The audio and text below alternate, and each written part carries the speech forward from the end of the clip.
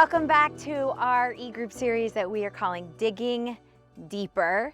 And this is week 4. So I hope that you and your e-group has been having some incredible discussions around the sermons that we have been experiencing over the last several weeks. I feel like we are some of the most blessed people, blessed, lucky, however you want to say it, on the planet, that we get to hear sermons from our pastor every week that are intellectually stimulating, challenging. They touch us emotionally, and this sermon was no exception. Today, our pastor taught us he was the one from 2 Kings 14. Before we jump into our discussion, check out this little recap. If you knew what God was going to do, the devil couldn't discourage you, couldn't pay you enough to quit, couldn't defeat you, couldn't depress you. If you knew he was the one. Sometimes we have no idea what's really important because we judge significance by size. We judge significance by status. But the thing that God wants you to know, that Uzziah, he was the one who was remembered for what he rebuilt and for what he restored. For someone, you're the one. You're the one. Assume that God is using you. Stop focusing on the disappointment and start focusing on the deposit. Your leprosy is not your legacy. Not a skin disease, but a label that follows you through life. A struggle, something that has been with you and may even be consuming you. But somebody shout, this leprosy will not be my legacy. Okay, so before we get into our questions, I just have to say, what the heck? What a word. I mean, it's too much. Wow. It was one of those sermons where I actually don't want to shout Pastor back because he's just reading all my mail. Yeah. Pastor, this is too much. And even like the biblical journey that we were taken on, like starting in 2 Kings with this obscure little verse about King Azariah, and then realizing that this is Uzziah, and the one that is in that famous passage in Isaiah, and the king that got leprosy, but then I didn't know the end. I didn't know that Uzziah was mentioned in Matthew. The lineage. And just the way that he just wove the whole story of King Uzziah, and then somehow had me just thinking about the people in my life and the labels that are, the powerful. ports in our life, It's brilliant. So good. I started thinking about in my life, some of those people that have been the one, and man, how can I be the one for someone else too, right? Mm-hmm. Yeah. And so it was Okay, too so that's good. our first question. So, I thought I had it written down. Hold on, give me a second. I got it on my phone. Here's our first question. I want to read it the way that I'm going to put it for everybody. Pastor Stephen said, when the enemy hits you with loneliness, hit him with a list. So here's the question. Share your list of people in your life who have shaped you and who were the one for you. I'll never forget when Pastor Stephen first shared this passage with me.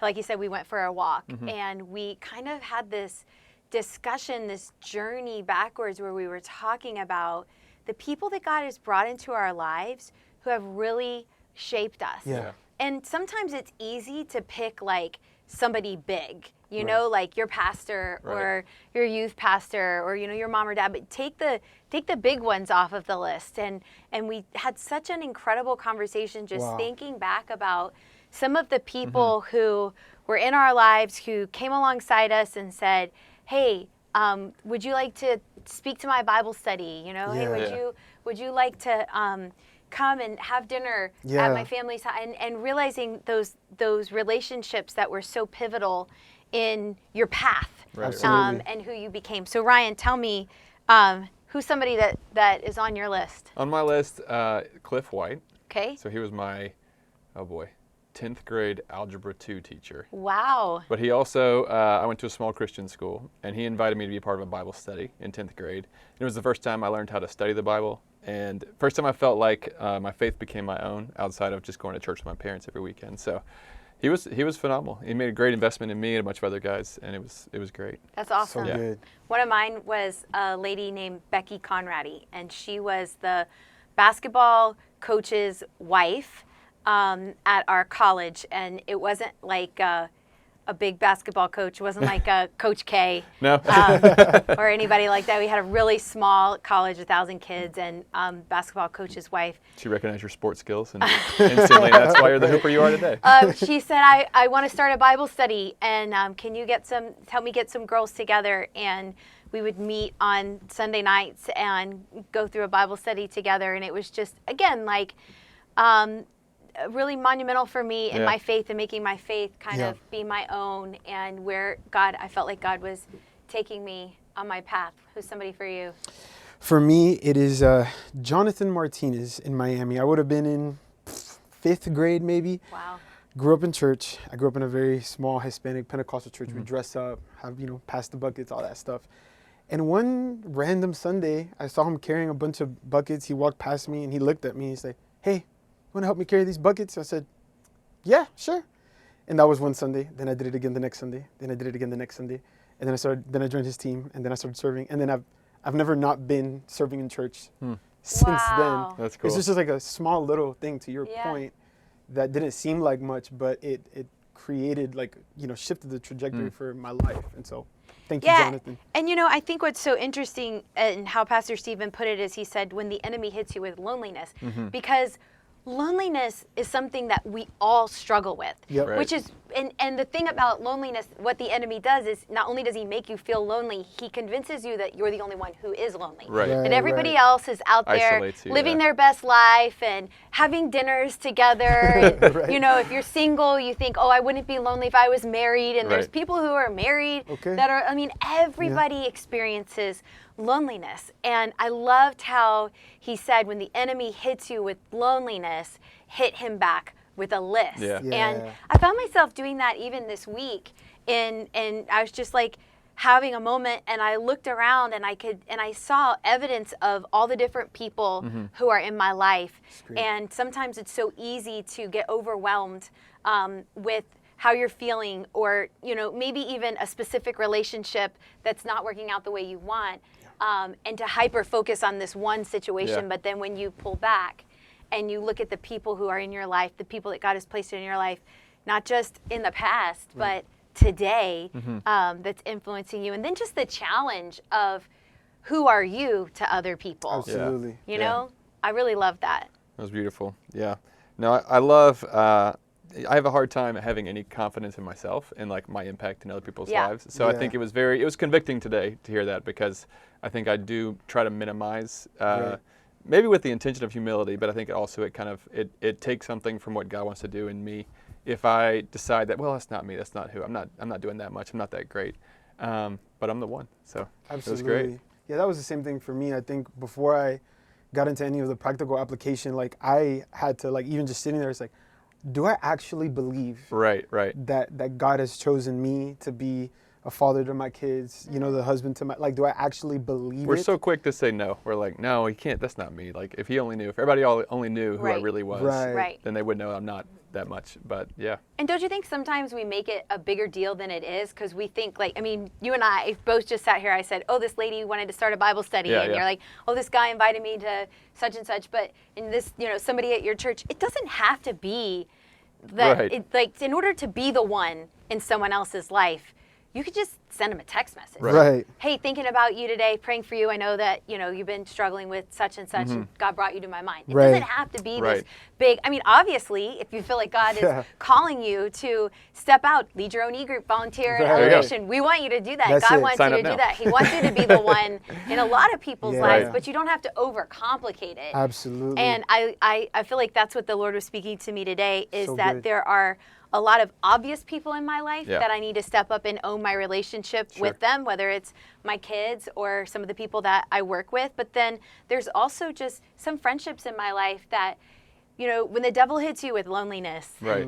you can hit him back with, no, I'm going to reach out to someone. I wish somebody would reach out to me, but actually I'm going to reach out to someone else I love today. what Pastor said when he said, assume God is using you. Oh, gosh. That was great. Because I think we don't know what those small texts might mean to somebody, or what that one thing of asking someone to help you do something, what that might actually create. So absolutely, it's great.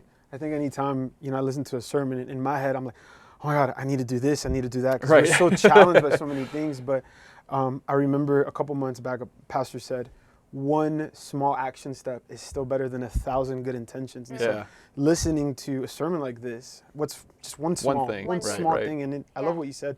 Yeah, it could just be a text. It could just be, hey, thinking about you, or hey, thank you for what you did. Like, I might have to go text Jonathan after, you know what I mean, just to say thank you. But it's just, again, it's the small little things. I had a friend this week that she just showed up at my office and brought me coffee, and she didn't stay for a long time, and it meant so much to me, and realizing that it's simple, it's easy, it's little to be the one in someone else's. You can even take it a step down. Like, you don't have to be the one in someone else's life. What if you were just be the one in someone else's day? Sure. Oh, that's so good. And to just not make it such be available. Big, and then you realize, God is using me, and God is speaking to me and through me. All right, so here's our next one. Pastor Stephen said, stop focusing on the disappointment and start focusing on the deposit. So here's our question. What in your life have you viewed as a disappointment, but in hindsight, you can see the deposit that was made? It's going to feel like therapy today. I think it is very challenging, very convicting for me when I thought about that. It was for sure, my wife and I, we both come from very dysfunctional homes, divorce, all the different things. And I think for a long time we were for sure very bitter. My dad left, you know what I mean? And I have 2 kids, and figuring out how do I become something that I never saw? And for me, in those moments, what that has produced over time, I didn't know it at the moment, but over time, being able to look back and reframe it, there's just something about knowing my daughter never has to worry about what her dad is going to be.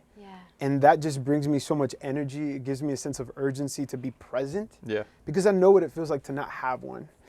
And so I think looking back at it, and Pastor said it right, go from who left to what they left. Some of the people in our lives that left, they left a sense of urgency to have a healthy foundation, a healthy marriage, and to be present as parents. And so that's one of the things that I would say that was a deposit in our lives. That's great. Mine, just one I was thinking of was, in a similar time of life in that high school era, I wanted so bad. I love music. I've always wanted to be in a band that was good, and oh man, that's the dream, is to be a musician. And that was not what God had in the cards for me. When Pastor was talking about how King Uzziah went into the temple and burned incense and he wasn't supposed to. And that if we try to operate in somebody else's calling, then it's not going to work out. And I think I had to release that dream a little bit of because I loved music so much, but it always just felt very foreign to me as far as writing music and things like that. But around that same time, I started designing CD covers for my fake bands that I was going to have one day. And I actually was honing a skill set that I would use for a career and get me into a lot of different doors. Because you've actually designed now I have done actual bands CD cover, now, right? So that was cool, because I think God closing the door on that allowed me to really lean into the creative side of the gifts that he gave me. And I forgot to introduce everybody at the beginning. By the way, Ryan is our creative pastor at Elevation and has designed many, many, many of the album covers that you've seen, the T-shirts that you might wear. And so that's really cool, to realize that, I had this one dream, but God actually, there was creativity in me, but it wasn't exactly the creativity. Not the one I thought. It was a port, but the one I needed, it was great. It led to the thing. Exactly. So good. A really monumental moment in my life, when I was 15 or 16, my parents, my dad, we were talking about this earlier, my dad was a pastor in Miami, and my parents left Miami, and they joined this ministry, and we left, and we traveled around. It's a long story, but leaving my friends and my life that I had known since all of my memories was a disappointment for me. It was really, really hard. And yet I look back on that and I realized that that move, although a disappointment at the time, it turned into, this, which led to that, which led to, our ministry ended up going to Monk's Corner.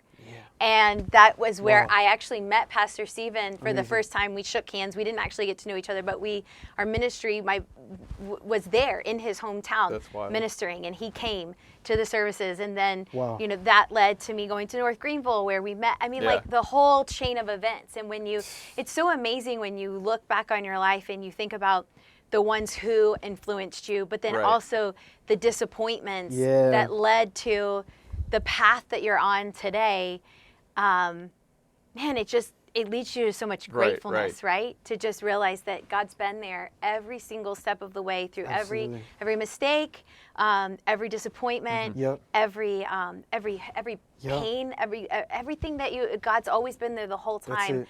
weaving this beautiful, amazing story. Yeah. Absolutely. And I think it also gives a sense of confidence in future disappointments. yeah. Yeah. Knowing that I might get disappointed this week, you might get Yeah. disappointed this week, but to know like, hey, it's a port. It's going Right. to lead to something else. Even And it if I doesn't mean know.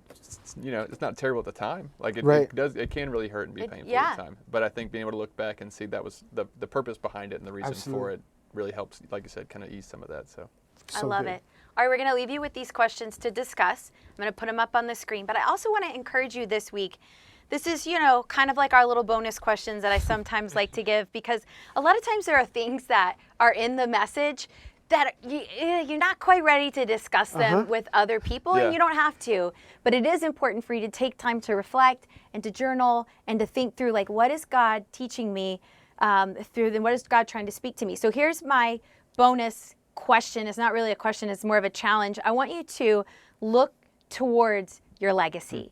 Take some time this week and think through, what are the labels? You know how Pastor Stephen said, that people labeled Uzziah as a leper. yeah. What are the labels that maybe your family or your friends or the people in your life that have, put a judgment on you? What are the labels that they have given you? And what is the legacy that you want to have? And I loved that ministry moment where Stephen was talking about, I'm not an alcoholic.